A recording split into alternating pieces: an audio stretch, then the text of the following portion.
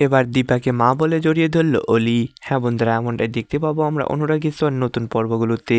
এদিকে দীপা এসে ঠাকুরের কাছে বলতে থাকে, ঠাকুর আজকে আমার জন্য চারুর এই অবস্থা, ওকে তুমি ভালো করে দাও, ওকে তুমি সুস্থ করে দাও। এরপর ডক্টররা উটি থেকে বের হয়ে আসলে সূর্য ডক্টরদের বলে, ডক্টর চারুর কি অবস্থা? তখন ডক্টররা বলে, আপনাদের ভাগ্য অনেক ভালো, ওনার গুলিটা কান ঘেঁষে বেরিয়ে গেছে, এখন উনি বিপদমুক্ত। তখন দীপা বলে, আমি বলেছিলাম না চারুর কিচ্ছু হবে না, তোর মা এতটাও খারাপ না রে সোনা। তখন অলি দীপাকে বলে মা। এরপর অলি এসে দীপাকে জড়িয়ে ধরে। তখন দীপা মনে মনে ভাবতে লাগে, আজ কতদিন পর আমার মেয়েটা আমাকে মা বলে ডাকলো, আমাকে জড়িয়ে ধরলো, আমি কি স্বপ্ন দেখতেছি না তো? তখন অলি মনে মনে দেখতে থাকে তার মা তাকে বাঁচায়নি, তার মা জয়ীকে বাঁচিয়েছে, তাকে মৃত্যুর মুখে ফেলে দিয়ে এসেছে।